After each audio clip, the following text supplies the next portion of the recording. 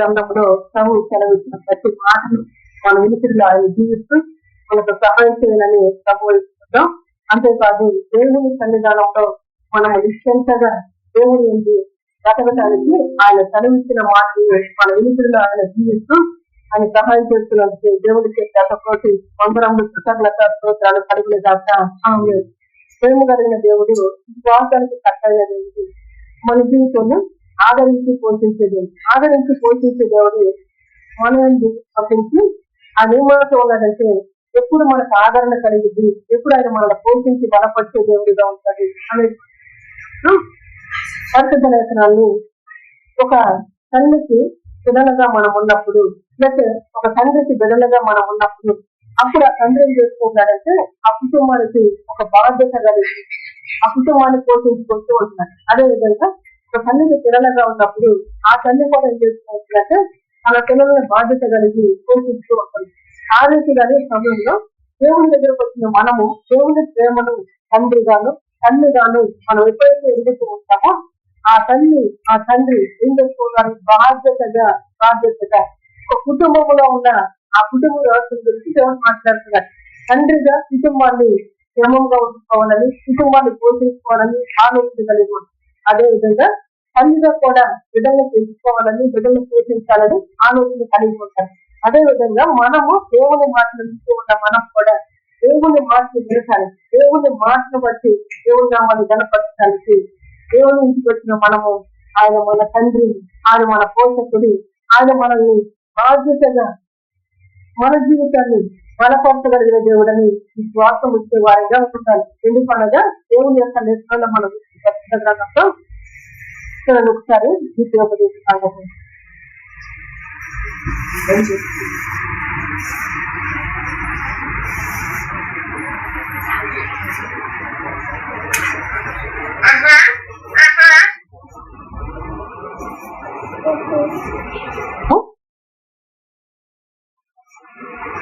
32వ అధ్యాయము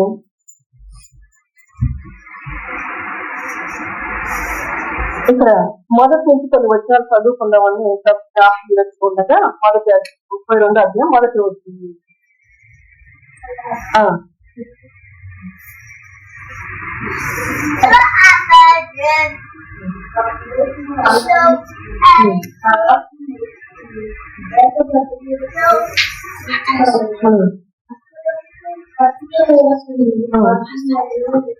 దేవునికి మహిమ కలుగుగాక. తర్వాత నేను యెహోవా నామమును ప్రకటించగలను, మన దేవుని మహత్యమును కొనియాడు.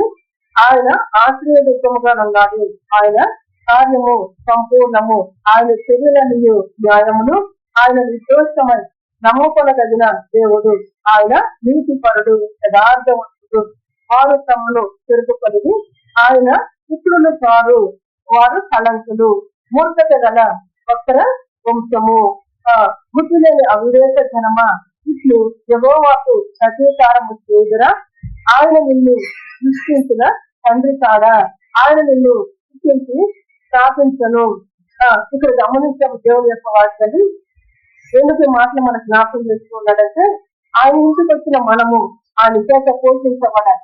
ఆయన ఇంటికి వచ్చిన మనము ఆయన సంరక్షణలో మనం ఉండాలి అంటే ఇక్కడ ప్రజలు ఏం చేస్తూ వచ్చారంటే వక్రమైన మార్గంలోకి దేవుని యొక్క ద్వారా మాట్లాడుతున్నారు. వారు తమను చెరుపుకొనేది, ఆయన పుత్రులు కారు, వారు కళంకులు. దేవుని యొక్క వాక్యము ద్వారా ఆయన మనల్ని పోషించి మన జీవితాన్ని కళంకము లేనిదిగా ఉంటారని దేవుని యొక్క ఉన్నతమైన ఉద్దేశం అయితే ఈ ప్రజలు ఏ విధంగా ఉన్నారంటే కళంకము కలిగిన వారిగా ఉన్నట్లు దేవుని యొక్క సెలవిస్తూ ఉంది. ఆ కళంకం ఏంటంటే బుద్ధి లేని అవివేక జనమా, ఇట్లు యెహోవాకు ప్రతీకారము చేయుదురా. అంటే ఆయన మన తండ్రి అనేది వారు మర్చిపోయి, ఆయన మన తండ్రి, ఆయన మన పోషకుడు అన్నది వారి మనసులో నుంచి తీసివేసుకుని వారు ఏం చేస్తూ వచ్చారంటే తమను తాము చెరుపు చేస్తున్నారని తమ యొక్క లేఖనాలు చదివించుకోవచ్చు. జనాల దేవుడు మనల్ని జ్ఞాపకం చేసుకుని మన జీవితాన్ని కూడా బలపరచడానికి పైన వచ్చానికి చదివించడానికి ఆయన మనకు ఉపదేశం చేస్తున్నది. ఆ ఉపదేశం ఏ విధంగా చేస్తూ ఉన్నాడు? 2వ వచనం చూస్తే ఆ ఉపదేశము వానవలే కుర్యులు, నా వాక్యము మంచు వలెను, మేత గడ్డ మీద పడు చినుకు వలెను, అద్భుత మీద కురియు వర్షం మనను ఉండును. హల్లెలూయా. దేవుని యొక్క వాక్యం ఈ విధంగా మనకు దేవుడు అనుగ్రహిస్తూ ఉన్నాడు. ఎందుకు అనుగ్రహిస్తూ ఉన్నాడంటే ఆయనకి ఒక కుటుంబం అనేది, ఆ కుటుంబాన్ని పోషించడానికి, ఆ కుటుంబాన్ని సంరక్షించడానికి, ఆ కుటుంబాన్ని దేవుని మార్గంలో వృద్ధింపచేయడానికి ఆయన వాక్యాన్ని ఏ విధంగా చేసుకున్నాడు. వాన కురిసినట్లుగా, మంచు కురిసినట్లుగా, లేత గడ్డ మీద పడి చినుకుల వలన, పచ్చిక మీద కురి వర్షం వరకు అది మనం అనుగ్రహిస్తున్నట్లుగా సెలవిస్తున్నాయి. ఈ అనుగ్రహించే వాక్యాన్ని వారు గ్రహించుకోక, ఈ అనుగ్రహించే మాటను వారు గ్రహించుకోక వారు ఏం చేస్తూ వచ్చారంటే కళంకులైపోయారంట. తమను తాము చేసుకున్న వారిగా, వస్త్రమైన మార్గంలో ఉన్నవారిగా, మూర్ఖత కలిగిన జనముగా ఉన్నట్టు దేవుని యొక్క కలిగించుకుంటూ రోజున మన ఆత్మీయమైన జీవితాన్ని ఆయన స్థిరపరచడానికి, మన ఆత్మీయమైన జీవితాన్ని ఆయన ఆనందింపచేయడానికి చెప్తున్నారు. దేవుడు మనకు తండ్రి అయి ఉన్నాడు. ఆ తండ్రి అయిన దేవుడిని మనము ఎన్నడూ కూడా మర్చిపోకూడదు. ఆ మర్చిపోయిన దాన్ని బట్టి ఏమంటారంటే వారు వక్రమైన జనముగా ఉన్నారు. వారి యొక్క అవివేశాన్ని బట్టి ఇక్కడ మాట్లాడుతున్నారు. అంతేకాకుండా వారు కలంకులై ఉన్నారని కలిగింది. దేవుని యొక్క వాక్యం వివాహారముగా మనకు అనుగ్రహించబడుతుంది. అనుగ్రహించబడుతున్న వాక్యం ద్వారా మనలో కలంకము లేకుండా, అనుగ్రహించబడుతున్న వాక్యం ద్వారా మనలో అవివేశం లేకుండా, అనుగ్రహించబడుతున్న వాక్యం ద్వారా మూర్ఖత మనలో లేకోకుండా ఆయన తన జీవ వాక్యం ద్వారా మనల్ని కలిగేసే దేవుడిగా ఉన్నారు. ఇటువంటి స్థితిని ఆయన కలుగు చేస్తూ ఉంటే ఈ ప్రజలు రాష్ట్రం వారు తెలుసుకొని మరి ఆ మార్గంలో లేని వారిగా ఉన్నట్టు దేవుని యొక్క వాక్యం సెలవుతుంది. మనకి మధ్యాహ్న సమయంలో మన ఆత్మీయమైన జీవితాన్ని బలపరిచే దేవుడు, మనల్ని స్థిరపరిచే దేవుడు, తన కోపంలో మనల్ని శుద్ధి చేసే దేవుడు. ఆయన ఇంటి చెప్పిన ఆయన పిల్లలతో ఆయన చెప్పి మాట్లాడితే ఆయన మనకు తండ్రి అయి ఉన్నాడు. అలా ఆ తండ్రి అయిన దేవుని దగ్గర మనం బాగుగా బ్రతికే వారిగా ఉండాలి. ఆ తండ్రి అయిన దేవుని దగ్గర మనము దేవుని నామాన్ని సన్మానిస్తూ, దేవుని నామాన్ని గౌరవిస్తూ, దేవుని నామాన్ని గొప్ప బ్రతికే వారిగా మనం ఉండాలని దేవుడి యొక్క ఆ విధంగా కాకుండా వీరు మార్గాన్ని తిరుపుకున్న వారిగా ఉన్నట్లు వారిని వారి అమ్మను తాను తిరుపుకున్న వారిగా ఉన్నట్లు అందరి బట్టి ఆయన ఏమంటున్నాడు, వారు పుత్రులు కారు అని చెప్తూ ఉంటారు అనమాట. సంఘము ఆయనకు స్వాస్థ్యం కావాలి, సంఘము ఆయన కుమారులు కావాలి, సంఘము ఆయన పిల్లలు కావాలి. కానీ ఇటువంటి స్థితి ఎప్పుడు లేకుండా పోయిందంటే వారు తిరుపుకున్న దాన్ని బట్టి ఆయన మనకి తండ్రి, ఆ తండ్రి దగ్గర మనము స్థాపించబడాలి, ఆ తండ్రి దగ్గర మనం పోషించబడాలి, ఆ తండ్రి చేత మనం సంరక్షించబడాలి అని ఆలోచనలు వారిలో జరుగుతాయి. వారు తిరుపుకున్న దాన్ని బట్టి వాళ్ళు పుత్రులు కాదు అని స్పష్టంగా చెప్తూ ఉంటారనమాట. దేవుని పుత్రులంగా, దేవుని యొక్క పిల్లలంగా మనం ఉంటాం.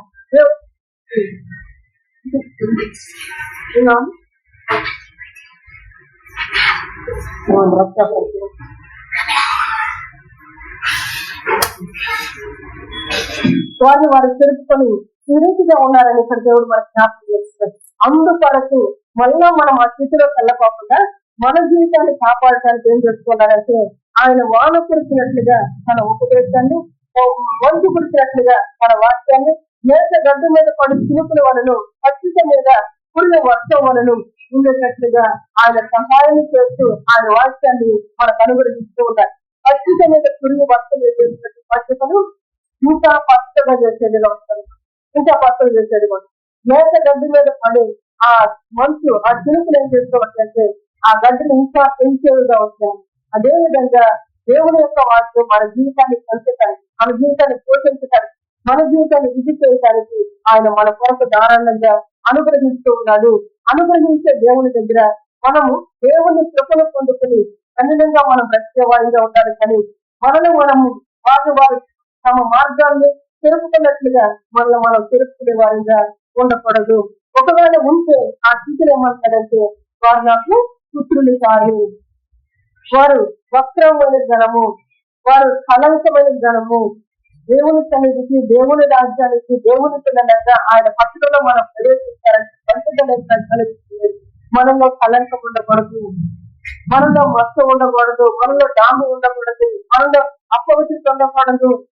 అవన్నీ పోవటానికి దేవుడు తన వాక్యాన్ని తీసుకున్నారు. కానీ ఇంకా వీళ్ళు ఎట్లా ఉంటారంటే వారి మార్గాన్ని తెలుసుకున్న వారిగా ఉన్నట్టు కలిగిస్తుంది.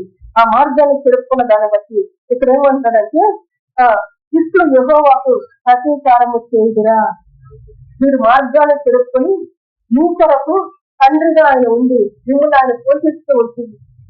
మీరు ఆ తండ్రికి ఏం చేస్తూ ఉన్నారు? ప్రతీకారం చేస్తూ. ఏ విధంగా వక్రమైన మార్గంలోకి వెళ్ళి, ఏ విధంగా అంటే కలంకంగా మారి, ఏ విధంగా అంటే మిమ్మల్ని మీరు తెలుసుకొని ఇటువంటి ప్రతీకారం చేస్తారా? దేవుడు ప్రేమిస్తూ మనల్ని, దేవుడు మనల్ని బలపరుస్తూ మనకు జ్ఞానం ఇచ్చి ఆయన వాక్యాన్ని ఈ విధంగా ఉపదేశం చేస్తూ ఉంటే ఈ ఉపదేశానుసారంగా మనం ఆయనకి సంతోషాన్ని కలిగించే వారిగా ఉండక ఇటువంటి ప్రతీకారం చేస్తారా అని ఇక్కడ కొంచెం మాకు రాయబడుతుందన్నమాట. దేవుని ఇంటికి వచ్చిన దేవుని పిల్లలంగా మనందరి ఆత్మీయ జీవితాన్ని ఆయన బలపరుస్తూ కలవిస్తుందంటే దేవునికి మనమందరం కూడా ఏమై ఉన్నామంటే కుమారులమై ఉన్నాము. ఈ విధంగా మనం లేకపోతే ఆయన ఖచ్చితంగా చూస్తున్నారు, మీరు నాకు పుత్రులు కారు, మీరు నాకు కుమారులు కారు. కుమారులు అంటే స్వాస్థ్యమైన ఆయన సంఘము.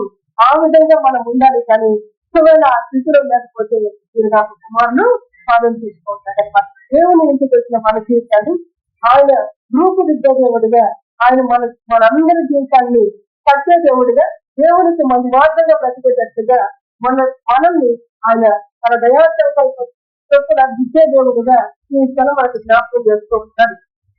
తర్వాత గమనించారు, బుద్ధులైన అవివేక జనమా, ఇప్పుడు యెహోవాకు ప్రతీకారము చేయగలరా. ఆయన నిన్ను సృష్టించిన తండ్రి కాడా? ఆయన నిన్ను సృష్టించిన తండ్రి కాడా? అయితే మీరు ఇటువంటి ప్రతీకారము చేస్తారా అని వారితో మాట్లాడుతూ ఉంటాడనమాట. ఆయనే నిన్ను సృష్టించి స్థాపించను, జ్ఞాపకం చేసుకోండి. ఆయన నిన్ను పుట్టించి ప్రార్థిస్తూ వచ్చాడు, ఆయన నిన్ను పుట్టించి పోషిస్తూ ఉన్నారు. పుట్టించి పోషించే తండ్రిని మీరు తండ్రి కాదు అన్నట్లుగా, మీరు అవివేక జనముగా, మీరు బుద్ధి లేని జనముగా మీరు ఉండకండి అని చెప్పేసి మరొకసారి మన జీవితాన్ని జ్ఞాపకం చేసుకుని బలపరుస్తూ ఉన్నారు. దేవుని అంటూ కనుగొనగలుగుతాం. దేవుని యొక్క లేఖనాన్ని మనం ఈ వాక్యం ద్వారా ప్రభు మనతో మాట్లాడుతూ ఎందుకు ఈ విషయాన్ని చెప్తూ వచ్చాడు అనేది మనం గ్రహించుకోవడానికి లేఖనాల ద్వారా ప్రభు సెలవిస్తున్నారు. ఎఫెసీ పత్రికలో మనం చూసినప్పుడు అక్కడ దేవుని యొక్క వాక్యం ఈ విధంగా రాయబడుతుంది. చూడండి ఒకసారి. ఎఫెసీ పత్రిక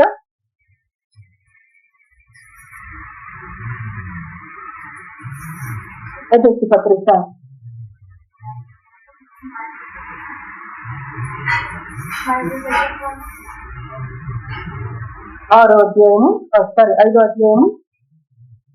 5వ అధ్యాయము 25వ వచ్చిన 27వ వచ్చిన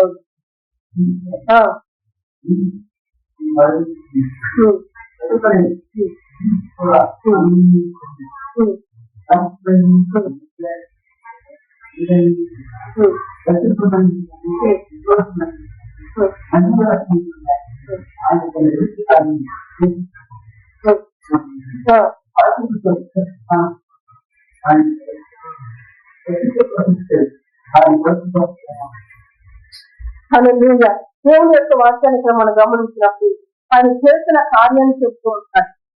దానిని మరి ఆయన నిలబెట్టుకోవడానికి వాక్యం చేత మొదట స్నానం చేసి పవిత్రపరిచి పరిశుద్ధపరచుటకై తను తాను అర్పించుకున్నట్టుగా దేవుని యొక్క లక్షణాన్ని తరలిస్తుంది. ఈ అర్పించుకున్న దేవుణ్ణి మనకి ఎందుకు జ్ఞాపకం చేసుకుంటాడంటే మన జీవితము కలంకముతోనూ, మన జీవితం అవివేకంతోనూ, మన జీవితం మూర్ఖత్వంతోనూ నిండి ఉండేదిగా ఉండకుండా ఇప్పుడు తండ్రి అయిన దేవుడు కుమారుని లోకానికి పంపిస్తూ వచ్చాడు. తండ్రి అయిన దేవుడు కుమారుని నల్లగొట్టకు ఇష్టపడుతూ వచ్చాడు. తండ్రి అయిన దేవుడు కలవించిన రీతిగా తండ్రి చిత్తాన్ని నెరవేర్చడానికి కుమారుని భూలోకానికి వచ్చాడు. జాగ్రత్తగా వచ్చాడు. వచ్చిన ఈ దేవుణ్ణి మనము గణపరుస్తూ మన జీవితాన్ని ఇప్పుడు ఏం చేసే వారంగా ఉండాలంటే దేవుని ఎడల వాక్యాలు వింటూ ఆ వాక్యం చేత మనం పరిశుద్ధపరచుకోవచ్చు.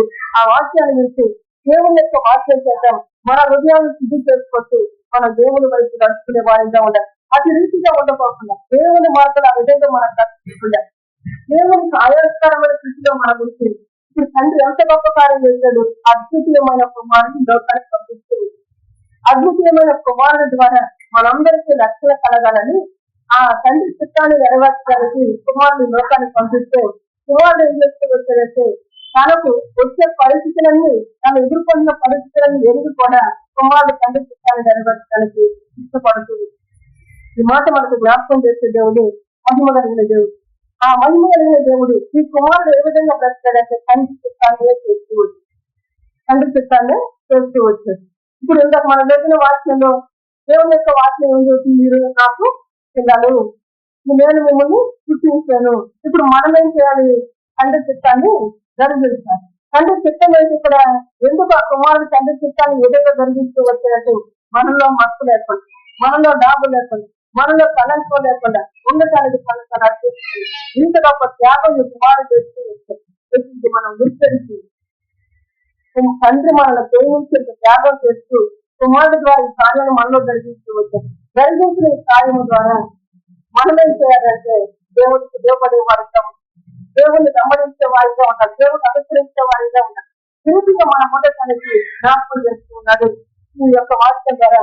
ఆ వాక్యంతోనే పోషిస్తూ తండ్రి, వాక్యంతోనే మనల్ని బలపరుస్తూ, ఈ మనల్ని పుట్టించే తండ్రి మనం ఎట్లా బలపరుస్తున్నాడు, ఎట్లా పోషిస్తున్నాడు అంటే వాక్యం ఇచ్చారు.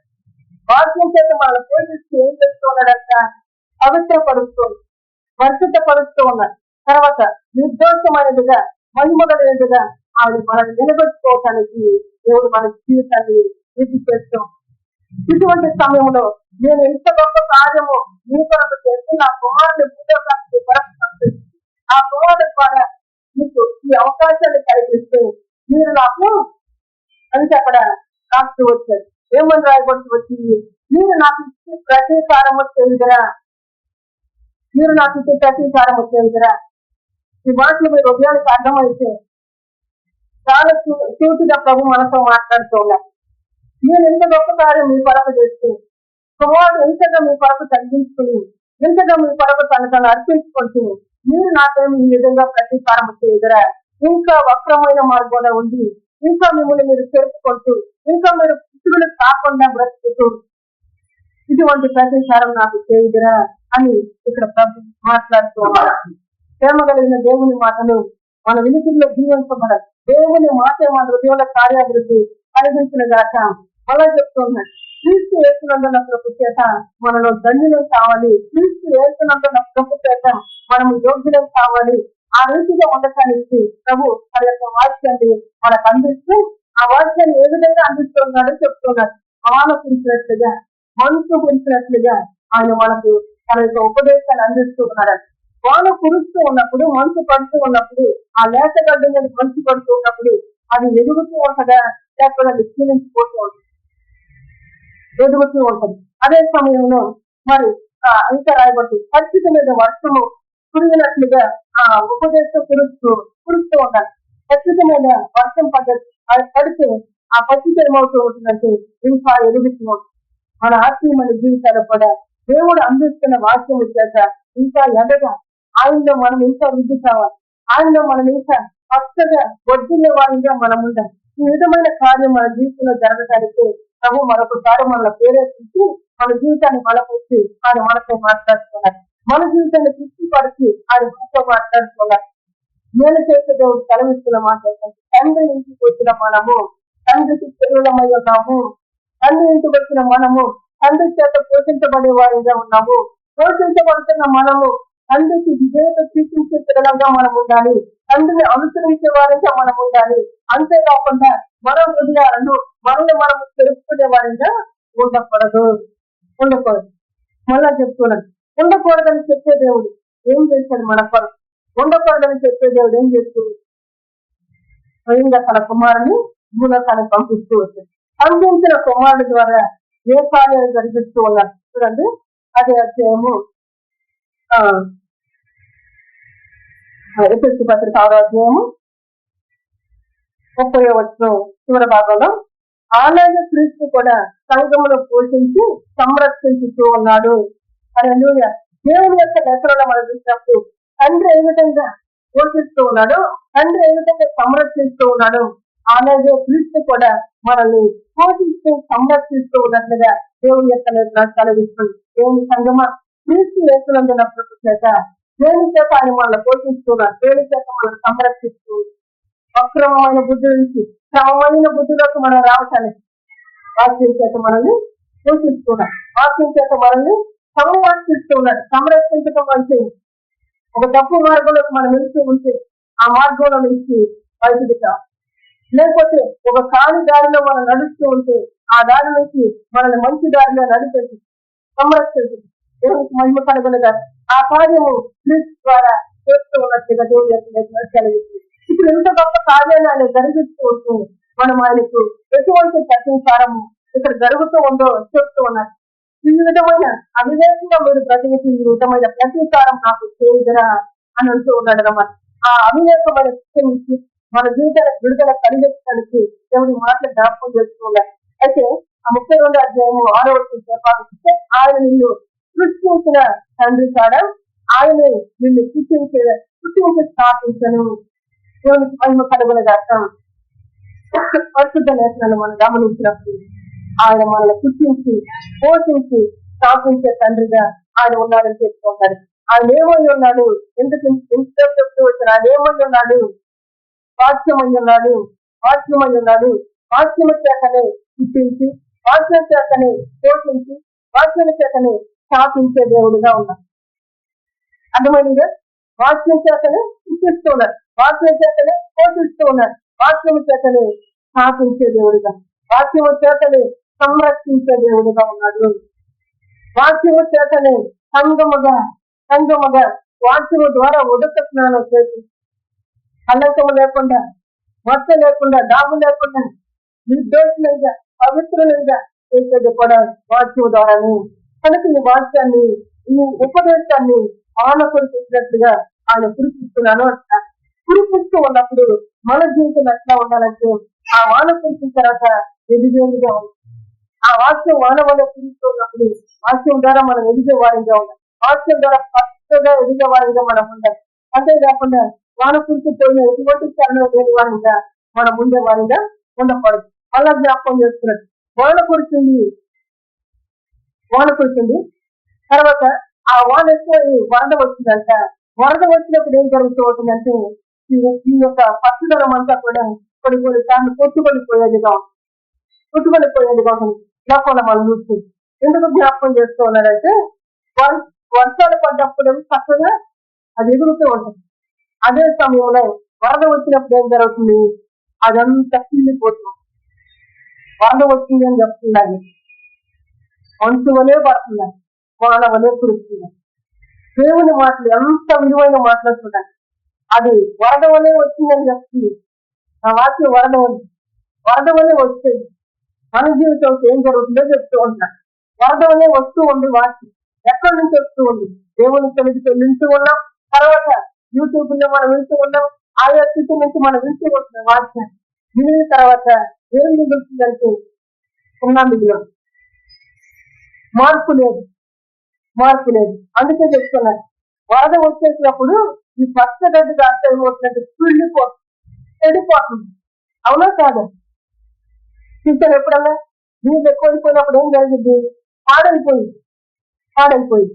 కానీ దేవుని యొక్క వాక్యం ఏ విధంగా ఉన్నట్టు తగిన సమయం అందు తగిన ఆహారాన్ని, తగిన సమయం అందు తగిన ఉపదేశాన్ని, తగిన సమయం అందు దేవుడు మనల్ని కడుతూ, దేవుడు మనల్ని వృద్ధి చేస్తూ, దేవుడు మనల్ని అంతకంత అభివృద్ధి చేస్తూ అది ఆయన చేసేది. మనం అటు ఇటు తెచ్చుకున్న వాక్యాన్ని తెచ్చుకుని వరద వల్ల తెచ్చుకుని ఆ వరద ద్వారా హృదయం కిల్లిపోయేదిగా, ఆ వరద ద్వారా హృదయం చెడిపోయేదిగా ఉండకూడదు. అందుకే అంటాడు, వారు తమను తాము చెరుపుకున్నారు అంటున్నారు. అక్కడ ఇక్కడ వినేసి తమను తాము చెరుపేసుకోండి. మరి వినటం తప్ప అంటే దేవుని యొక్క వాక్యం ఈ సంగముగా ఆయన కుమారులుగా ఆయన సన్నిధులను జీవిస్తూ ఉంటే ఆ వాక్యానికి క్రమంగా వస్తుంది. మన మన మన జీవితాన్ని మనం తీసుకున్నప్పుడు వర్షం అనేది చినుకు వెనకాల చినుకు పడతా ఉంటుంది. అదే వర్షం కుండపోతగా వర్షం పడుతూ వచ్చిందనుకుంది. ఆ పడిన వర్షం ద్వారా ఎన్నో అనర్థాలు ఉంటాయి, ఎన్నో ఇబ్బందులు ఉంటాయి. దానికంటే ముందుగా అందుకే దాన్ని ఏమన్నారంటే వ్యవసాయదారులు త్వలకరి వర్షం అన్నారు. ఆ చినుకు పడేదాన్ని త్వలకరి వర్షం అన్నారు. ఆ తర్వాత భారీ వర్షం వచ్చిందనుకో వ్యవసాయదారులకు కాస్త నష్టం వచ్చేది. నష్టం వచ్చేసింది. విత్తనాలు మన వరుస విత్తనాలు ఏమవుతుంది, బాధలో కుటుంబ ఆ భారీ వరుసను కుటుంబపోతూ. కానీ దేవుని యొక్క లేఖనాన్ని నేతగా మనకు జ్ఞాపకం చేస్తే అని చెప్తూ ఉంటాడు. అందుకే ఇప్పుడు ముఖ్యంగా మొదటి వచ్చి అంటూ ఉంటాం, ఆకాశ మండలమా చెవినొగ్గము నేను మాట్లాడుదును, భూమండలమా నా నోటి మాట వినుము. హల్లెలూయా. దేవుని నోటి మాట వినుము, భూమండలమా విను అని చెప్తూ ఆకాశ మండలం ఆలోచిస్తూ ఏదది దేవుని యొక్క నోటి మాట, దేవుని యొక్క నోటి మాట, దేవుని యొక్క నోటి మాటగా దినాల దేవుడు తన మాటలు మనకు అందిస్తూ ఉండాలి. ఈ అందించే మాట ద్వారా మనము బాగుగా బ్రతకాలి, బాగుగా కట్టబడాలి, అచ్చగా వద్దులాలి. ఇది దేవుని యొక్క సన్నిధానంలో దేవుని చెరతో జరగవలసిన మనం చేస్తున్న పరిస్థితి ఏంటంటే వాక్యాన్ని చదివేస్తూ ఉంటున్నాం. చదవటం తప్పు కాదు, ధ్యానించాలి మంచిది, చదివేస్తూ ఉంటున్నాం. తర్వాత ఈ వాక్యం కొరకు అన్వేషణ చేస్తూ ఉంటున్నాం, ఈ వాక్యం కొరకు నడిపించడం ప్రయత్నాలు చేస్తూ ఉంటున్నాం. చేసిన తర్వాత అటు నుంచి వచ్చేది, ఇటు నుంచి వచ్చేది మధ్యలో ఉన్న విత్తనాలు ఏం చేస్తుంది, ఆన్ చేస్తుంది. అందుకే చెప్పాడండి, నా నోటి ఉపదేశము, నా నోటి మాటలను ఆలోచించండి. ప్రేమ కలిగిన దేవుని నోటి మాట ఆలోచించడానికి ఈ సమయాన్ని దేవుడు మనకు అనుగ్రహిస్తుంది, సన్నిధిని దేవుడు మనకు అనుగ్రహిస్తూ ప్రేమ కలిగిన దేవుని నోటి మాట చేస్తున్నట్టు క్రమముగా వృద్ధి చేసేదిగా ఉంటుంది. ప్రేమ కలిగిన దేవుని నోటి మాట. అదే సమయంలో ఆ నోటి మాటను మనం ధృవీకరించామనుకోండి, ఆ నోటి మాటను మనం పరిచయం పెట్టామనుకోండి, మనకు అనేక నోర్ల మాటలు వినపడుతూ ఉంటుంది, అనేక మంది దగ్గర మాటలు వినపడుతూ ఉంటుంది. ఈ మాటలన్నీ విని మనం ఏం చేస్తాం, అసలైన మాట ఏదో గుర్తించుకోండి, అసలైన మాట ఏదో గుర్తిరగలేమని. దేవుని ఇంటికి వచ్చిన మన జీవితాన్ని ఆశ్చర్యంగా పోషించే దేవుడు మన కనులు తెరిపిస్తూ దేవుడు మాట్లాడు. లేఖనాల్లో రాయబడిన రీతిగా మనము ఆత్మీయమైన దేవుని సన్నిధానములో, ఆత్మీయమైన సంఘములో వృద్ధి అవుతూ ఆ సంఘ స్థాపన చేసి ఆ సంఘాన్ని రుజువు చేసేది ఆయన మాత్రమే. అందుకే అన్నాడు, నేను నిన్ను కనే దేవుణ్ణి, నేను నిన్ను పుట్టించే దేవుణ్ణి, నేను నిన్ను స్థాపించే దేవుణ్ణి అంటే పుట్టిస్తూ ఉన్నాడు, స్థాపిస్తూ ఉన్నాడు, వాక్యాన్ని ఇస్తూ ఉన్నాడు, వాక్యం ద్వారా మనకు జన్మనిస్తూ ఉన్నాడు. ఆ తర్వాత అదే వాక్యం ద్వారా మనం స్థాపించేది కూడా ఆయనే. ఈ కార్యం నీలో జరుగుతూ, ఈ కార్యం ద్వారా నేను వృద్ధి అవుతున్నాను నీకు తెలుస్తూ నువ్వు అక్కడే స్థిరపడు. ఈ కార్యం మన దగ్గర లేదు, ఈ కార్యం మనలో జరగట్లేదు అని మనం అనుకుంటూ అక్కడి నుండి తప్పుకోవటం ఎంత ఉంది, ఇప్పుడు చాలా చాలా చాలా విషయాలు చెప్తూ వచ్చిన దేవుడు. పుట్టించింది ఆయన, పోషిస్తుంది ఆయన, సరిచేస్తుంది ఆయన, తర్వాత స్థాపిస్తుంది ఆయన. ఇన్ని కార్యాలు వాక్యం ద్వారా జరుగుతూ ఉంది. జరుగుతున్న స్థలములని నువ్వు స్థాపన చేయమరా, అది నుంచి మరొక చోట మనం స్థాపన చేయబడటానికో, లేకపోతే అది నుంచి మనం ఒక చోట స్థిరపడటానికో మనం మనసు పెడితే ఆ మనసు వ్యాప్త ఏమవుతుందంటే అటుపోయి ఇటుపోయి చెడిపో. అందుకే ఉపదేశం అన్నాడు, వానం అనే సూర్యుడు ఉపదేశం మనసు అనే పడుతూ ఉంది, లేతగడ్డి మీద చినుకులు అనే పడుతూ ఉంది అని చెప్పుకుంటున్నాడు. ఆ లేతగడ్డి ఏంటో ఆయనకు తెలుసు, తర్వాత ఖచ్చితంగా ఆయనకు తెలుసు. నువ్వు ఎక్కడి దాకా ఎదిగావో ఆ పరలోకపు పరమ కాపరికి మాత్రమే తెలుసు. నీ స్థితి ఏంటో ఆయనకు మాత్రమే తెలుసు. అందుకే చెప్తున్నాడు ఆయన ఇక్కడ మాటలు. ఆ ఖచ్చిత ఎక్కడ ఉంది, లేకపోతే లేతగడ్డి ఎక్కడ ఉంది, లేకపోతే విత్తనాలు ఎక్కడ ఉంది, ఆ స్థితి ఆయనకు తెలుసు కాబట్టి ఆయన కురిపించేటట్లుగా విత్తనాలకి ఏం కావాలి, విత్తనాలని మన పరములు చల్లేసిన తర్వాత అలా నిండా నీళ్లు పెట్టేస్తాం అనుకోండి, విత్తనాలు దాచేమోటి పాడైపోదు, కుళ్ళిపోదు. నీవు ఆత్మీయ స్థితిని ఎక్కడంలో ఆయనకు తెలుసు, నీ ఆత్మీయ స్థితి ఏ విధంగా ఉందో ఆయనకు తెలుసు కాబట్టి ఆయన ఏం చేస్తాడంటే క్రమముగా మన వృద్ధి చేసే దేవుడిగా. అందుకే ఈ ఉపదేశాన్ని ఇట్లా పోల్చి మాట్లాడుతూ వచ్చేసరికి దేవుడికి మహిమ కలుగునగాక. ఆయన యొక్క ఉపదేశం ధారాళంగా మనకు అనుగ్రహించి ఆ ఉపదేశం ద్వారా మనల్ని బలపరచడానికి ప్రభు ముందుగా చెప్తుంది. ఒక విత్తనం వేసిన తర్వాత విత్తనానికి మనం ఒక బకెట్ నీళ్ళు తీసుకొని పోస్తే విత్తనం ఏం చేస్తుంది, నీళ్ళతో పాతుకోకుండా వెళ్ళిపోతుంది, బయటకు వెళ్ళిపోతుంది. పాతుకోవచ్చు. దేవుని మాటలు ఎంత విలువైన మాటలు కదా, ఎంత తేటగా మనల్ని బ్రతికించే మాటలు. నా స్థితి లేకపోతే మీ స్థితి ఎవరికి తెలుసు అంటే మనల్ని పుట్టించిన దేవుడికి మాత్రమే తెలుసు. మనం ఆత్మీయంగా ఏ కోణంలో ఉన్నా, ఏ స్థితిలో ఉన్నామన్నది ఎవరో తెలుసు అంటే ఆయనకు మాత్రమే తెలుసు. కనుక ఆయన మనకు తండ్రి, ఆయన మనకు తండ్రి. ఆ తండ్రి దగ్గర మన బ్రతుకులు మనం అప్పగించుకుంటూ, ఆ తండ్రి దగ్గరికి మనం అప్పగించుకుంటూ, అయ్యా నన్ను పుట్టించే దేవుడు, నన్ను పోషించే దేవుడు, నన్ను పచ్చదపరిచే దేవుడు, నన్ను స్థాపించే దేవుడు నీకే నేను, నన్ను నేను అప్పగించుకుంటున్నాను అని మనం బ్రతకాలి. కానీ ఈ విధంగా తమను తెలుసుకొని అక్రమమైన జనముగా చచ్చేవాడిగా ఉండకూడదు. నేను మీకు ఇట్లా చేస్తే మీరు నాకు ఈ ప్రతీకారం చేస్తారా అంటూ ఉన్నాను. ఆ ప్రతీకారం చేసే దాన్ని బట్టి అదేమంటూ ఉన్నాడు చూడండి.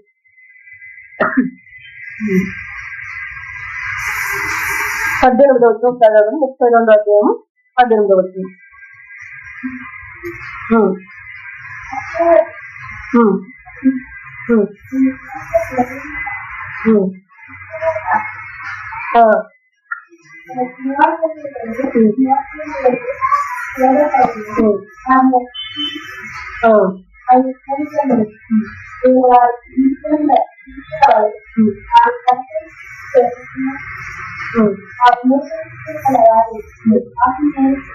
ఇక్కడ గమనించాము దేవుని యొక్క వాక్యాన్ని. ఇటువంటి ప్రతీకారం చేస్తున్న దాన్ని బట్టి ఆయన మాట్లాడుతున్నాడు. నిన్ను పుట్టించిన ఆశ్రయ దుర్గమును విసర్జించుతుంది. నన్ను పుట్టించిన నా తండ్రి అని మనం అనక ఆయన మనం విసర్జించి తర్వాత నిన్ను కనిన దేవుణ్ణి మరచుతుంది. నేను నిన్ను కన్నాను అని చెప్తున్నా.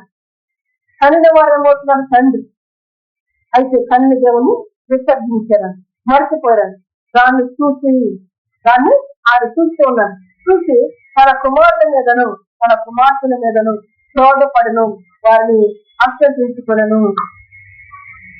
నేను వీరిని పుట్టించి వీరిని పోషిస్తూ ఉంటే వీరు ఆ మార్గంలో లేరు, వీరు చెడుపుకుంటూ ఉంటున్నారు. కనుక అది చూసంట ఆయన ఏం చేస్తూ వచ్చాడు? వారి మీద క్రోధపడుతూ వచ్చాడు. క్రోధపడటమే కాదు, వారిని అర్థించుకోలను. దేవునికి అర్థత పుట్టేటట్లుగా మనం ఉండకూడదు. దేవుని నామాన్ని గణపరుస్తూ దేవునికి విధేయత చూపిస్తూ ఆయన నన్ను కనిన తండ్రి, ఆయనకు నేను విధేయత చూపించే బిడ్డగా ఉండాలి, ఆయన నన్ను పోషిస్తున్న తండ్రి, ఆయనకు నేను లోపడాలి అనే రీతిగా మనం ఉండాలి. కానీ ఆయనను తండ్రిగా మన మనస వక్రమైన స్థితిలో మనం ఉంటుంది. దేవుని యొక్క లేఖనాలు అంటున్నాయి, వారిని చూసి క్రోధపడుతూ ఉన్నాడంట, వారిని చూసి అర్థం పడుతున్నట్టుగా లేఖనాలు అర్థం చేయించుకొని ఏమనుకున్నాను చూడండి, ఆయన ఇట్లనుకున్నాను అర్థించుకొని ఈ విధంగా అనుకుంటాడు. నేను వారికి విముఖుడనై వారి కడపడి స్థితి ఏమవును చూసేదను, వారి చివరికి ఏమవుతారో చూస్తానని అనుకుంటూ ఉన్నారంట. వారికి నేను విముఖుడనై వారికి నేను దూరంగా వెళ్ళి వారి స్థితి ఏమవుతుందో చూసేదనని అనుకుంటూ వారు మూర్ఖ చిత్తము గల వారు, విశ్వాసము లేని పిల్లలు. పుట్టించిన తండ్రిని మరచిన వారిని అంటారంటే విశ్వాసము లేని పిల్లలు, మూర్ఖ చిత్తము కలిగిన వారని దేవుడి యొక్క లేఖనాలు సెలవిస్తుంది. తండ్రి చిత్తము కలిగిన వారు కాదు, వారి చిత్తం ఎట్లంటే మూర్ఖత్వంగా మూర్ఖ చిత్తం కలిగిన వారిగా వారు ఉన్నారని పరిశుద్ధ లేఖనాలు కలిగిస్తుంది. కనుక దేవుని ఇంటికి వచ్చిన మనము, దేవుడు మనకేమన్నాడు? తండ్రి. ఎందుకు అనగా ఆయన మనల్ని కనిన దేవుడు, మనల్ని పుట్టించిన దేవుడు, ఆయన మనల్ని పరిశుద్ధపరుస్తున్న దేవుడు, ఆయన మనల్ని స్థాపిస్తున్న దేవుడు, ఆయన మనల్ని పోషిస్తున్న దేవుడు అని మర్చిపోవద్దు. మర్చిపోతే ఏమన్నారంటే వారు నన్ను మర్చిపోయారు కనుక వారి మీద నేను క్రోధపడుతూ ఉన్నాను. వారు నన్ను మర్చిపోయారు కనుక వారంటే నాకు అసహ్యము.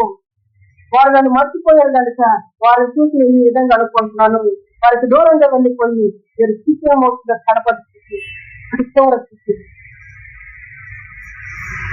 వాళ్ళు వారి యొక్క మూర్ఖత్వాన్ని చిత్తాన్ని బట్టి విశ్వాసం లేని చెరలైపోయారు అని చెప్తూ ఉంటున్నారు. మూర్ఖతను బట్టి ఈరోజు మన ఆత్మీయమైన జీవితం అంతకంతకు వృద్ధి అందటానికి దేవుడు చేసిన సహాయం, మన ఆత్మీయమైన జీవితం అంతకంతకు క్షేమాన్ని పొందటానికి దేవుడు చేసిన మేలు దేవునికి మహిమ కలుగులుగా. ఈ మేలును మనం అనుసరించే వారిగా ఉంటాం, ఈ సహాయాన్ని మనం పొందుకునే వారిగా ఉంటాం. ఈ సహాయాన్ని మనం పొందక, ఈ మేలును మనం పొందక, ఈ తండ్రి చేసే సహాయాన్ని మనం పొందక వేరొక సహాయాన్ని మనం కోరుకుంటే, వేరొక సహాయం మనం కోరుకుంటే, వేరొక ఆదరణ మనం కోరుకుంటే వారిని ఏమంటారంటే విశ్వాసం లేని పిల్లలు, విశ్వాసం లేని పిల్లలు. వాళ్ళ మూర్ఖతను బట్టి వారు నడుచుకుంటున్నారు, విశ్వాసం లేని వారు అని చెప్తున్నారు. ప్రేమమైన ఏసయ్య ప్రేమ దాటిగలని ప్రేమ, ఆ దాటిగలని ప్రేమ చేత మన జీవితాన్ని ఆదరిస్తూ మన జీవితాన్ని పోషిస్తూ ఇంకా జ్ఞాపకం చేస్తూ ఉన్నాడు. తండ్రి అయిన దేవుడు ఎటువంటి సహాయం మనకు చేస్తూ ఉన్నాడు, తండ్రి అయిన దేవుడు ఎటువంటి సహాయం మనకు చేస్తూ ఉన్నాడు. మనల్ని సంరక్షిస్తూ, మనల్ని పోషిస్తూ ఉన్నాం. అంత మాత్రమే కాదు, దేవుని యొక్క లేఖనాలు మనం చూసినప్పుడు సువార్తలు రాయబడి ఉంటుంది. మీరు ఆకాశ పక్షుల కంటే శ్రేష్ఠులు అంటున్నారు. ఎందుకు చెప్తున్నాడు ఈ మాట? ఆయన పిల్లలు కాబట్టి ఆకాశ పక్షులకే ఆయన ఏం చేస్తున్నాడు, అవి విత్తకోకుండా, అవి కోసుకొనకోకుండా, అవి పూర్చుకొనకోకుండా వాటికి ఆహారం ఇస్తూ ఉన్నాం. దేవుని ఇంటికి వచ్చిన మనము విత్తకొనకోకుండా, కోసుకొనకోకుండా, పూర్చుకొనకోకుండా ఆ పక్షులకు ఆహారం ఇచ్చే దేవుడు మనం అంటూ ఉన్నాడు. మీరు వాటికంటే శ్రేష్ఠుడు, వాటికంటే శ్రేష్ఠుడు అంటే దేవుడు మనం ఎంతగా ఎంచుకున్నాడు కూడా, ఎంత గొప్పగా ఆయన చూస్తూ ఉన్నాడు చూడండి. ఆకాశ పక్షులే పైచేయలేదు, ఆకాశ పక్షులే విసుకోవట్లేదు, అయినను వాటిని పోషిస్తున్నాడు. వాటికంటే మీరు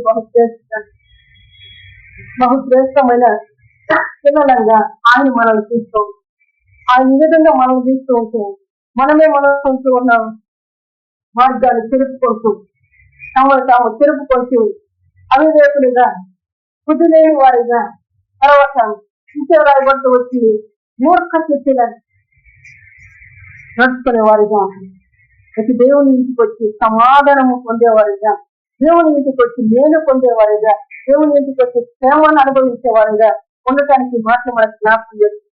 ఈ క్షేమాన్ని పొందే రీతిగా ఇంకా ప్రభావం ఉన్నాడు. ఆకాశ పక్షులు చూసినప్పుడు అవి ఈ విధంగా ఉన్నాయి అని చెప్తూవచ్చు.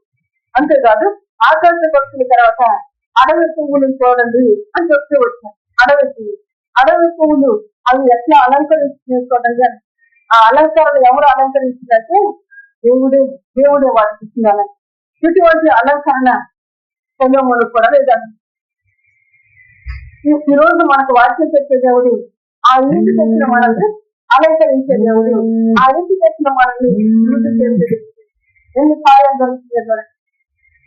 వాటిని చూపించాడు ఆకాశ పక్షులు, అడవి పువ్వుని చూపించాడు. అదే రీతిగా తండ్రి అని మనం ఆయన దగ్గరకు వచ్చి ఆయన మనల్ని పోషించే దేవుడిగా ఉన్నాడు. తండ్రి అని మనం ఆయన దగ్గరకు వచ్చి నువ్వు ఎక్కకోకుండా, నువ్వు కోరుకోకుండా, నువ్వు పుచ్చుకోకుండా ఆయనే విప్పుతూ ఉన్నాడు. ఆయనే పంటను కోస్తూ, ఆయనే పుచ్చుకునే రీతిగా సంఘాన్ని ఆయన పడుతూ ఉన్నాడు. నా మాటలు చాలా లోతుగా ఆయన చూస్తూ ఉన్నాడు. గ్రహించుకోండి, దేవుడి మహిమ కలిగిన దాకా హల్లెలూయా. క్షేమమైన యేసయ్య ప్రేమ దాటిగలనిట్ల ఇది ఆయన సన్నిధిలో జరుగుతున్న కార్యం. ఆయనే విప్పుతూ ఉన్నాడు, ఆయన పోషిస్తూ ఉన్నాడు, దాన్ని పెంచుతూ ఉన్నాడు, ఆయన వృద్ధి చేస్తూ ఉన్నాడు. వృద్ధి చేసే దాన్ని ఆయనే కోసుకుంటూ, వృద్ధి చేసిన దాన్ని ఆయనే పుచ్చుకునే దేవుడిగా, ఆయనే పుచ్చుకునే దేవుడిగా. నువ్వు ఏ స్థితిలో ఉన్నవాడికి తెలుసు, నువ్వు ఏ స్థితిలో ఉన్నవాడికి తెలుసు. మళ్ళా ఆ స్థితి నుంచి దేవునికి మంచి మార్గంగా నువ్వు తగ్గుతా మన జీవితం వృద్ధి చేయడం తింటారని చెప్తాను. ఇస్తారు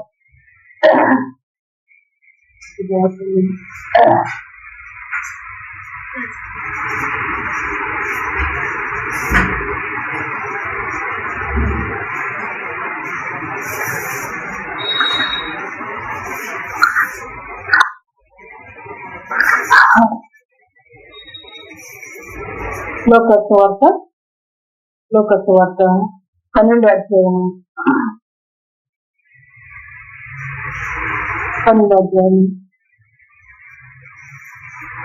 22వ వచనం నుంచి చదువు.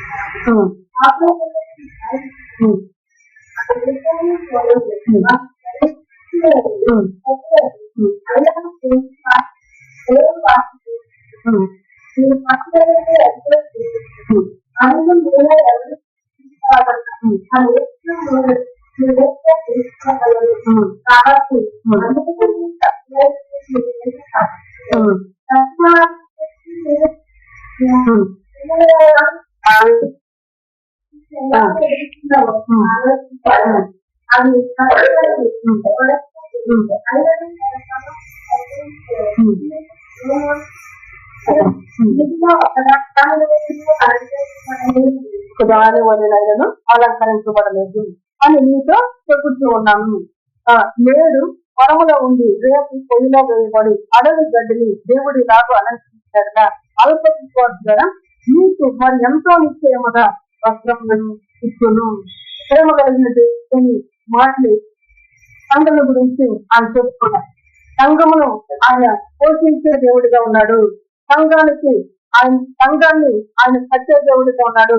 కంటూ ఉన్నాడు, తర్వాత పోషిస్తూ ఉన్నాడు, తర్వాత ప్రసిద్ధపరుస్తూ ఉన్నాడు, ప్రవర్తించినప్పుడు ఆయన స్థాపిస్తూ ఉన్నాడు. ఈ కార్యాలు ఆయన చేస్తున్నాడు. అదే సమయంలో ఇంకా మీ స్థితి ఏంటో చెప్తూ ఉన్నాడు. మీరు ఆకాశ పక్షుల కంటే శ్రేష్ఠులు, ఎందుకంటే అవి విత్తుకొనలేదు, అవి పోలేవు, వాటికి గడిచలేదు, అంటే కూర్చునేది లేవు, తర్వాత పొట్టు కూడా వాటికి లేవు అని చెప్పేసి ఈ సంగమా ఆలోచన కట్ట ఆలోచన చెప్తూ మందిరాన్ని సరిచేస్తూ మన జీవితాన్ని బలపరుస్తూ ఉన్నాయి. దేవునికి చెప్పిన మనము కేవలము దేవుని మీద మాత్రమే ఆధారపడే వారిగా ఉండాలి. దేవుని మీద మాత్రమే ఆధారపడే వారిగా ఉండాలి. ఆధారపడినప్పుడు మాత్రమే ఈ కాపుని చేస్తున్నాయి. అవి ఎవరి మీద ఆధారపడి లేకపోతే ఏ ఆధారము లేదు, ఏ ఆధారము లేదు. ఆధారము నీవే అది బ్రతికేదే సంఘం. ఆధారము నీవే అది బ్రతికేదే దేవుని కలిగిన పుట్టులు. దేవుని యొక్క వాస్తవము దేవునికి మహిమ కలుగులుగా ఈరోజు మన అందరి జీవితాన్ని కలదు వాటికంటే ధన్యులు అది జ్ఞాపకం చేస్తూ చెప్తాం. ఎప్పుడు యోగులు, ఎప్పుడు ధన్యులు ఆయన మాట విని ఆయన వర్తిపోయినప్పుడు కాదు, మాట విని లోబడిన చెప్తూ ఉన్నారు. వాటికంటే మీరు ఎంతో ప్రేక్షింటారు. ఆ తర్వాత గమనించినప్పుడు 27 వస్తుందో పువ్వులు ఎలా వెలుగుతున్నావో ఆలోచించింది. అవి కష్టపడవు, పడకవు. అసలు సెలవులు ఫలితము దృష్టిగా ఒక దాని వలన అలంకరించని నీతో చెప్తూ ఉన్నాను. ఆ సమస్త వైభవం ఇచ్చిన సెలవులు కూడా వీటిలో ఒక దాని వలన అలంకరించబడలేదని చెప్తున్నాను. ఎందుకన్నాడు ఈ మాట? ఆ పువ్వును అలంకరించింది ఎవరు? దేవుడు. దేవునికి మహిమ కలుగులుగా. సొలొమోను తన రాజ్యాన్ని లేకపోతే అలంకరణ చేసుకున్నాడని అని లేఖనం చేతగారు. సొలొమోను కలిసి అంటున్నాడు. సొలొమోను కలిసి ఆరోగ్యంగా దేవుడు ఏం చెప్తున్నాడు? గొప్పది గది. ఎందుకని దాన్ని ఆయన అలంకరించి ఈరోజు తండ్రి అయిన దేవుడికి నేను నువ్వు అప్పగించుకొని తండ్రి అయిన దేవుడి మీద నువ్వు ఆధారపడి బ్రతికే విధానాన్ని జ్ఞాపకం చేస్తే ఆధారపడి బ్రతుకుతూ ఉంటుంది. ఆయనే నిన్ను పోషిస్తూ ఉన్నాడు, ఆయనే నిన్ను సంరక్షిస్తూ ఉన్నాడు, ఆయనే నిన్ను అలంకరిస్తూ ఉన్నాడు. ఇది ఆయన పిల్లలకు కావలసిన గుణలక్షణం. ఇది ఆయన పిల్లల్లో ఉండవలసిన ఏంటి? ఈ విధంగా ఉండక వారు విశ్వాసం లేని పిల్లలయ్యారు అని చెప్తుంది. విశ్వాసం లేని పిల్లలయ్యారు. ఈ రోజున దేవుని కృపను బట్టి, ఎందుకంటే ప్రభు ఇచ్చిన కృపను బట్టి చెప్తూ ఉంటున్నాను. ఇప్పుడు దాకా ఈ రోజు వాక్యం అంటే నాకు తెలియదు. ఈ రోజు వాక్యం అంటే నాకు తెలియదు. విశ్వాసంతో వచ్చి విశ్వాసంతో ఆయన నోటి మాటలు పలకటానికి ఆయన వినగొచ్చు. ఆ నోటి మాటల ద్వారా దేవుడు శుద్ధి చేసుకోండి. ఆ విశ్వాసం లేకపోతే దేవుడు ఏ విధంగా ఉన్నాడంట, వారికి విముఖుడనై దూరంగా ఉన్నాను. అయితే తర్వాత ఏమవుతుందో, వారి గతి తర్వాత ఏమవుతుందో అని అంట. చెప్పండి, మీకుండవలసిన పోలిక, మీకుండవలసిన ఆ మనసు దేవుని మీద ఆధారపడవలసిన విధానాన్ని ఇన్ని మాటలు ఈ రోజు మనకు పొందుతాడని నాకు తెలియదు. ఆయన నిర్ణయించారు. నిర్ణయం చెప్పున ఏం చేస్తున్నాడు? మనం ఇస్తున్నామా? మనం ఏమన్నా కోరుకున్నామా? మనం ఏమన్నా ఇప్పుడు దాచి పెట్టుకుని లేకపోతే ఒక నోట్స్ రాసుకుని ఆ నోట్స్ యొక్క చదువుతున్నామా అంటే లేదు. దేవుడు చేసే కార్యం, దేవుడు చూపిస్తున్న కృప ఇది. ఈ కృపకు పాత్రలుగా మనం బ్రతకాలి. ఈ విధంగా పోషిస్తూ మళ్ళా ఆకాశ పక్షులు చూపించిన దేవుడు అడవి పువ్వులు తీసుకో. ఆ పువ్వులు ఎలా ఎంత వైభవంతో ఉన్నాయో, ఏ రీతిగా అలంకరించబడుతూ వచ్చినాయో చూడండి అంటారు. అవి విత్తుకోలేదు, అవి కోసుకోలేదు. అయినను వాటి అలంకారం, వాటి యొక్క అలంకరణ సొలొమోను వైభవం కంటే నిన్నగా ఉంది అని చెప్తూ భూలోకములో దేవుని సత్యము జ్ఞాపకం చేసుకో. మనల్ని అలంకరించేది ఎవరు? దేవుని వాక్యం. మనల్ని అలంకరించేది ఎవరంటే దేవుని యొక్క ఉపదేశం. ఆ ఉపదేశాన్ని వానవని, ఆ ఉపదేశాన్ని తర్వాత గడ్డి మీద పడే చిరుకులు వని, మనసు వని ఆయన కురిపిస్తుంది. ఆ క్రమంలో నువ్వు బ్రతికి దేవుని నీడలో మనం వద్దు. ఆ క్రమంలో మనం బ్రతకిన దేవుని సహాయాన్ని మనం అడగట్ల. దేవుని నీడలో మనం వద్దు. దేవునికి చిత్తులు పుట్టించేటట్టుగా, ఆయాసము అత్యంతము కలిగించేటట్టుగా మనం ఉండకూడదు అని ప్రభు జ్ఞాపకం చేస్తుంది. చాలా విలువైన మాటలు చెప్తుంది. ఈ తండ్రి ఏం చేస్తూ ఉన్నాడు? వాక్యం ద్వారా కంటూ ఉన్నాడు, వాక్యం ద్వారా పోషిస్తూ ఉన్నాడు, వాక్యం ద్వారా పరిశుద్ధపరుస్తూ ఉన్నాడు, వాక్యం ద్వారానే స్థాపిస్తూ ఉన్నాడు, వాక్యం ద్వారానే అలంకరిస్తూ ఉన్నాడు. అందరి నిమిత్తం మనం ఏ విధంగా దేవుని ఇంటికి రావాలి? ఆయనే మనతో మాట్లాడేది, ఆయనే మనల్ని పోషించేది, ఆయనే మనల్ని అలంకరించేది అని ఆయన మీద ఆధారపడ్డాం. ఈరోజు అన్నట్టు ఏం చెప్పిద్దో, ప్రతిరోజు వాళ్ళ నాటి ఏం చెప్పిద్దో అని మనము ఆయన మీద ఆధారపడి వచ్చి దేవుడికి ఏం చేస్తున్నామంట? ఆశ్చర్యం పుట్టింది, క్రోధం పుట్టింది, నడిపిస్తుంది ఆయన. ఆ విధంగా మనం ఉండక ఈ రోజు నా దేవుని మాట్లాడేది కదా అంటే, నా దేవుడు ఈ రోజు నా కొరకు ఏ ఆహారం ఇచ్చాడో, నా దేవుడు ఈ రోజు నన్ను ఏ విధంగా అలంకరించబోతున్నాడు అని ఎదురు దేవుడు మనగా దేవునికి మహిమ కలుగు కదా. ఆ విధంగా వచ్చినప్పుడు ఎవరెవరితో పోలిస్తూ వచ్చాడు దేవుడు లేఖనాలు మనం చెప్తే ఆకాశ వాటికంటే మీరు బహుశరేసిన వాటికి కావలసిన విధం అయినను పోషించబడుతుంది. మీరు కూడా మన జీవితాన్ని మనకు కావాల్సింది ఏంటంటే దేవుడు మాత్రమే. ఆ దేవుడి నీడలో మనము ఆయనే సమస్తానికి మూలము కనుక ఆయనే మనల్ని పోషించి సంరక్షించి మన జీవితాన్ని స్థిరపరిచి మనం అలంకరించే ఆయన కనుక ఆయన మీద ఆధారపడిన సంఘముగా మనం బ్రతకాలి. ఆయన మీద ఆధారపడిన స్వార్థంగా మనం బ్రతకాలి. ఆయన మీద ఆధారపడిన కుమారులుగా మనం బ్రతకాలి. ఆ విధంగా లేకపోతే మీరు నాకు పుత్రులు కారు అంటున్నారు, మీరు నాకు కుమారులు కారు అని చెప్తాను.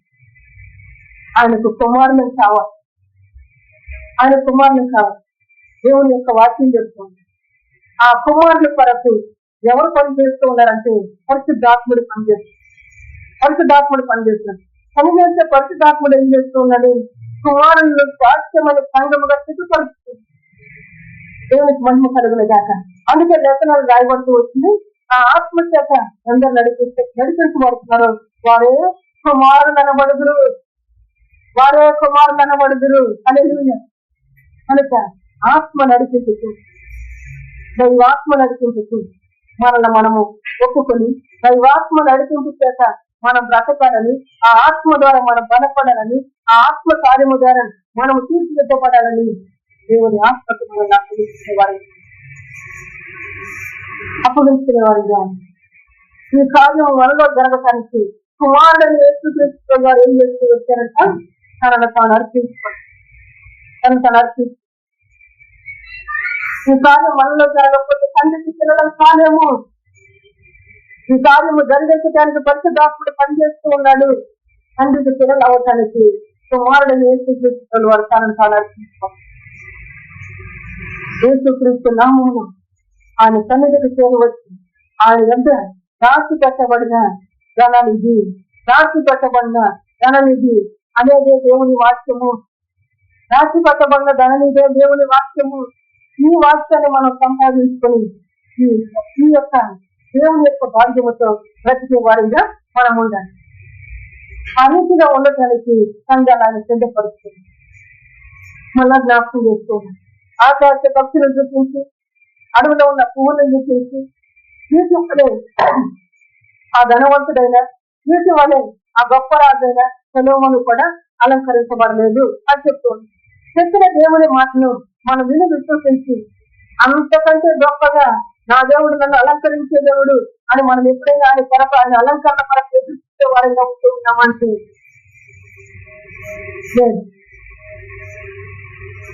మనం ఏ అలంకరణ చూసుకుంటూ ఉంటాం?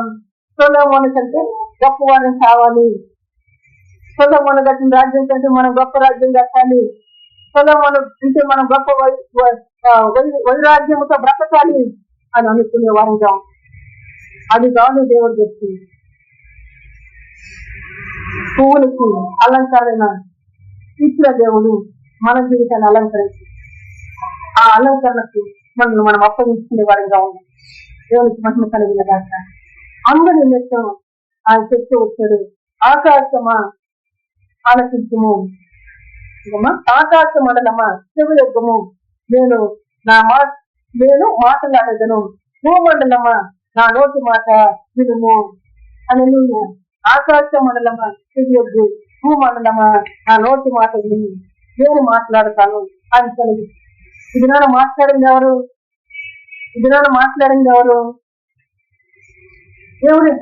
దేవుని ఆత్మకత మనకి ఉపదేశం చేస్తుంది. నేను మాట్లాడతానని చెప్తుంది. మాట్లాడినప్పుడు విని దాన్ని బట్టి మనం సంతోషిస్తూ, ఆయన చేసిన సహాయాన్ని బట్టి ఈ విధంగా నన్ను బ్రతికేస్తాయి, ఈ విధంగా నన్ను బలపరుస్తాయి అని దేవుని అందు విశ్వాసం వచ్చి దేవుని మాటలు వదిలే వారిగా ఉండాలి. ఆ రీతిగా మనం లేదు. ఇక్కడ రాసిన రీతిగా తమను తాము తెలుపుకున్నది ఆయన పుత్రులు కారు, వారు కళంకులు, మూర్ఖత గల వక్ర వంశము, బుద్ధి లేని అవివేక జనము అన్నట్లుగా మనం ఉండదు. బుద్ధి కలిగిన వారమై బ్రతకటానికి ఆయన చేసే ఉపదేశం వైపు మన మనసు పెట్టుకుని జాగ్రత్త పడి బ్రతకటానికి దేవుడి మాట మన జ్ఞాపకం చేస్తూ దేవుడి పరిశుద్ధ వాక్యాన్ని మన వినికిలో జీవించుకునేదాకా మనందరం జీవితంతో కూడా ఆయన మాట్లాడుతూ వచ్చు. దేవుడి వాక్యం మీ యుద్ధకు రావటం అని చేస్తూ ఆ వచ్చే వాక్యం ఆయన నోటి ఉపదేశం, ఆయన నోటి మాటగా వస్తూ ఉంది. ఆ వచ్చే వాక్యం ఏ విధంగా చాలా వాళ్ళు ఇనుకబడుతూ ఉన్నట్లుగా వస్తుంది. ఆ తర్వాత మనసు పడుతూ ఉన్నట్లుగా వస్తూ ఉంది అని చెప్తూ అది ఏం చేస్తూ ఉన్నట్టు లేఖగడ్డని ఇంకా చిగురింపజేస్తుంది, అత్యుతను ఇంకా వృద్ధి చేస్తూ ఉంది. మన ఆత్మీయమైన జీవితం కూడా ఆ విధంగా వృద్ధి కావాలని ఆయన కోరుకుంటూ ఆయన మాట్లాడుతూ, ఆ విధంగా కాక ఇంకా మనం వక్రజనముగా ఉండదు. ఆ వక్రమైన పరిస్థితి నుంచి తప్పించడానికి కుమారుని లోకానికి పంపించి ఆ కుమారుడు మన కొరకు తను అర్పించుకుని ఈ వాక్యము చేత ఉదక స్నానము చేయిస్తూ మనల్ని బాగు చేస్తూ మనల్ని బలపరుస్తుంది. తండ్రి కుమార పరిశుద్ధాత్మదేవుడు దేవుడు, తండ్రి కుమార పరిశుద్ధాత్మదేవుడు మన జీవితంలో తన కార్యాన్ని జరిగించే కార్యాన్ని నువ్వు గుర్తించి జరిగించే రీతిగా నువ్వు స్థిరపడు. జరిగిస్తున్న కార్యం ప్రకారం నువ్వు వద్దులతో మనసు పెట్టుకుని ప్రభు సహాయాన్ని కోరుకుంటూ ప్రార్థన చేస్తున్నాం. ప్రేరేపించబడిన ఆ దేశ ప్రభుత్వం మన ఘనపడి స్తోత్రం స్తోత్రం స్తోత్రం స్తోత్రం హల్లెలూయా హల్లెలూయా స్తోత్రం స్తోత్రం స్తోత్రం స్తోత్రం స్తోత్రం స్తోత్రం గొప్ప దేవ స్తోత్రం స్తోత్రం స్తోత్రం స్తోత్రం స్తోత్రం స్తోత్రం స్తోత్రం స్తోత్రం స్తోత్రం స్తోత్రం స్తోత్రం సజీవుడా నీకు స్తోత్రం స్తోత్రం స్తోత్రం స్తోత్రం స్తోత్రం స్తోత్రం స్తోత్రం స్తోత్రం స్తోత్రం ప్రభువా నా జీవితం నీ ప్రభువా నా జీవితాన్ని చూపించిన దేవా నీకు స్తోత్రం స్తోత్రం స్తోత్రం స్తోత్రం స్తోత్రం స్తోత్రం స్తోత్రం స్తోత్రం అవివేకిగా ప్రభువా అవివేకిగా ప్రభువా సమృద్ధిగా ఆహారం పెడుతుంటే ప్రభువా నేనే ప్రభువా అన్వేషణ కోసం ప్రభువా నిన్ను కాదని ప్రభువా పెడుతున్న భోజనాన్ని కాదని ప్రభువా అన్వేషిస్తాను అని బయలుదేరి తన్ని నాయన విశ్వాసముని కోల్పోయాడు ప్రభువా విశ్వాసము చెదిరిపోయింది ప్రభువా నేనే ప్రభువా క్షమించు ప్రభువా క్షమించు క్షమించు క్షమించు తండ్రి కుమార పరిశుద్ధాత్మ దేవ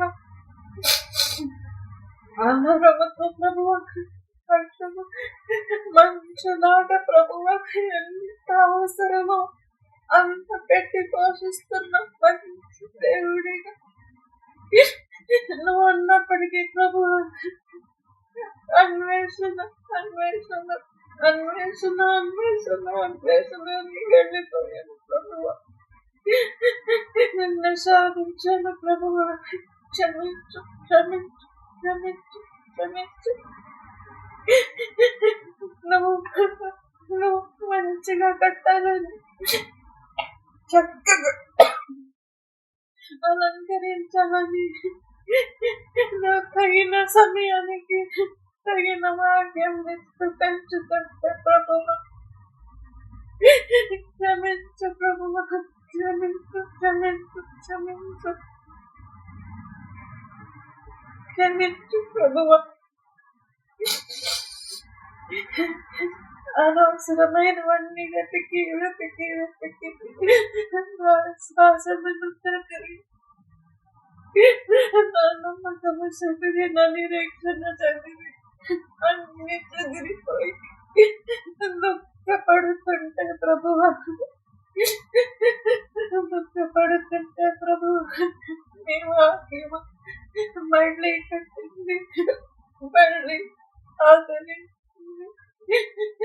మళ్ళీ స్థిరపరుచుకున్నావు ప్రభువా స్థిరపరుచుకున్నావు ఆ బిడ్డకు తెలియదు ప్రభువా బోధించిన బిడ్డకు తెలియదు బోధించిన తెలియదు నాకు తెలుసు ప్రభువా నాకు బోధించావు నా గురించి పలికారు నువ్వు హెచ్చరించినప్పటికీ ప్రభువా తప్పిపోయిన కుమారుడిని పైనట్టు వెళ్ళిపోయింది ప్రభువా నువ్వు హెచ్చరించావు ప్రభువా అర్థం చేసుకోలేదు ఇప్పుడు గ్రహిస్తున్నాను ప్రభువా గ్రహిస్తున్నాను ప్రభువా నువ్వు సమృద్ధిలో ఉండు ఇక్కడ ఉండు అంటుంటే ప్రభువా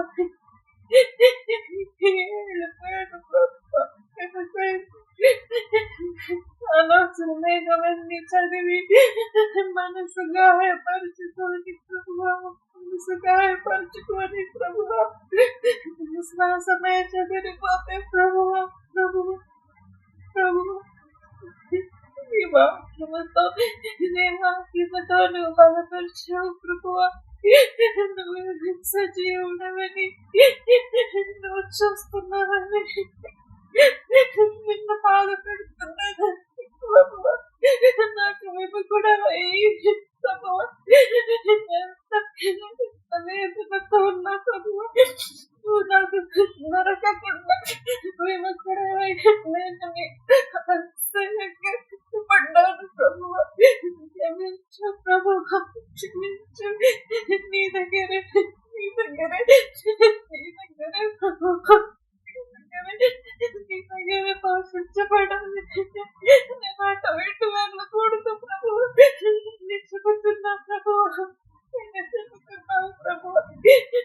ఆత్మచేత నడిపించున్నావు ప్రభువా. అయినప్పటికీ నివసించడానికి వెళ్ళిపోయాను ప్రభువా. క్షమించు ప్రభువా. తండ్రిగా ఆగి పెంచుకుంటున్నావు. ఎంత అవసరమో అంత బిడ్డకి పెడుతున్నావు. అందులో తృప్తి పడాలి ప్రభువా. వరద వచ్చిన విశ్వాసం కొట్టేసింది ప్రభువా. వరదలోకి వెళ్ళిపోయాను ప్రభువా. నువ్వు సజీవుడవని, నువ్వు నిజమైన దేవుడవని, పడ్డ దేవుడవని, త్యాగం చేసిన దేవుడవని చెప్పి నన్ను తిరిగి విశ్వాసంలోకి నడిపిస్తున్న దేవా, ఆత్మీయంగా ఎదగటానికి కృప చూపించిన దేవా, నీకు వందనాలు స్తోత్రాలు ప్రభువా. ఎంతగా బోధిస్తున్నావు కడుతున్నావు ప్రభువా. అలంకరించడానికే ప్రభువా, అలంకరించడానికే ప్రభువా. కాదని ప్రభువా, నీ దగ్గరే నువ్వు పెంచుతున్న విధానములోనే పెరగాలి ప్రభువా. సహాయం చేయి వందన్న మార్గానికి వెళ్ళకుండా ప్రభువా. సహాయం చేయి. నువ్వు సహాయం చేస్తున్నా కఠినపరుచుకోకుండా, నన్ను కఠినపరుచుకోకుండా సహాయం చేయి ప్రభువా. శోధనను ప్రభువా తప్పిపోకుండా సహాయం చేయి ప్రభువా. సహాయం చేయి ప్రభువా. తండ్రి దేవా, క్షమించు ప్రభువా. నీ కాపుదలలోనే ఉంచుకో ప్రభువా. నీ కాపుదలలోనే ఉంచుకో. నువ్వు కట్టిన విధంగానే కట్టబడాలి ప్రభువా. సహాయం చేయి.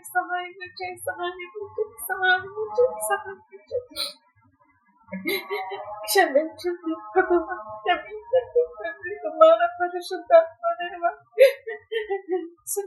నుంచి ప్రభువా, దృష్టి ఉంచి ప్రభువా, ప్రేమతో పెంచుతున్న దేవుడు ప్రభువా.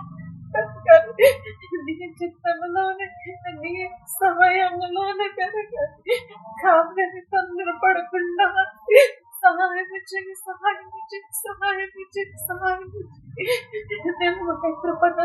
చేయి. కృపణ దయచేయి ప్రభువా. సహాయం చేయి. క్షమించు తండ్రి, కుమార పరిశుద్ధాత్మ దేవుడు. ఎంతో కష్టపడి ఆహారం పెట్టి పెంచుతున్నాను. క్షమించండి. మనసు కట్టుకుంటూ తిరిగిపోయింది ప్రభువా. క్షమించండి.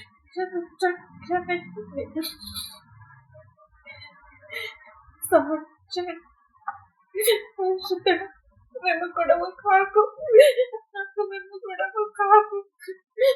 నువ్వు పెంచుతున్నావు. నువ్వు మంచి దేవుడిగా పెంచుతున్నావు. నీ దగ్గర పెరగాలి ప్రభువా. నువ్వు సహాయం చేయి.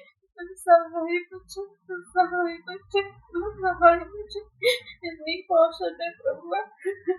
బయట ఏమి లేదు ప్రభువా. బయటకు వస్తుంటే ఉంది ప్రభువా. అసమాధాన పరిస్థితులే ప్రభువా. బయట వెళ్ళకూడదు ప్రభువా. వెళ్ళకూడదే. క్షమించు.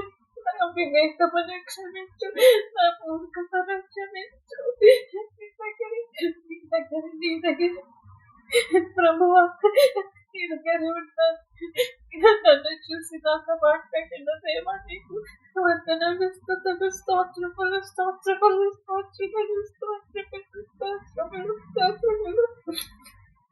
నా మీద దయ తలిచి ప్రభువా. నాతో మాట్లాడండి. నీకు వందనాలు, స్తోత్రములు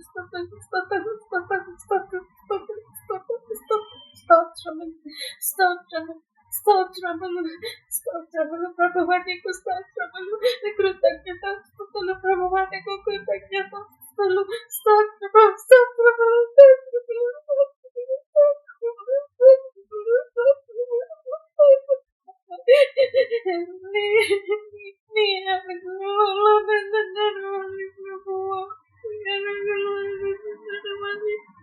సహాయం చేయండి.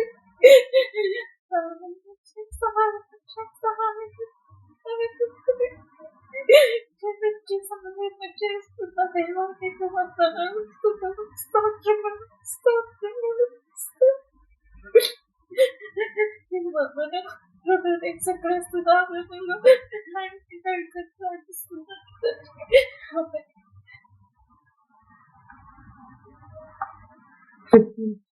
ఆయన సెలవిచ్చిన మాట శతకోటి కృతజ్ఞత స్తోత్రాలు చెల్లించే రీతిగా నా మాటలు విను అని ఆయన మాట్లాడుతూ వచ్చాడు. మొదట ఆ శతకోటి కృతజ్ఞత స్తోత్రాలు ఆయనకు చెల్లిస్తూ మన బ్రతుకును బాగు చేసి మన బ్రతుకును బలపరిచి మన వైపు ఆయనకి మనల్ని తీర్చిదిద్దుతూ ఉన్నాడు. ఆ పువ్వులను అలంకరించే నా బ్రతుకును అలంకరిస్తూ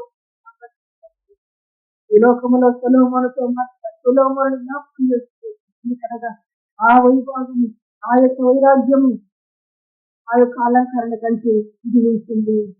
ఆ పువ్వును దేవుడే అలంకరించి ఇది ఉంటుంది అని చెప్తూ ఆయన కనుక దేవుడు అలంకరణతో బాగుగా బ్రతకటానికి దేవుని పిల్లలంగా పుత్రులు కారు అని అనిపించుకోకుండా విశ్వాసము లేని పిల్లలు అని అనిపించుకోకుండా విశ్వాసము కలిగిన వారిగా ఆయన కుమారులుగా బ్రతకడానికి ఆయన మనల్ని ఆ కళ్ళంకము నుంచి ఆ మొట్టత నుంచి ఆ యొక్క డాగు నుంచి ఆ మొట్ట నుంచి విడుదల కలిగించడానికి కుమారుడు తను అర్పించుకొని తన వాక్యము చేత మనకు చేసి తన వాక్యము చేత మనకు స్నానము చేసి మనల్ని శుభ్రపరుస్తున్న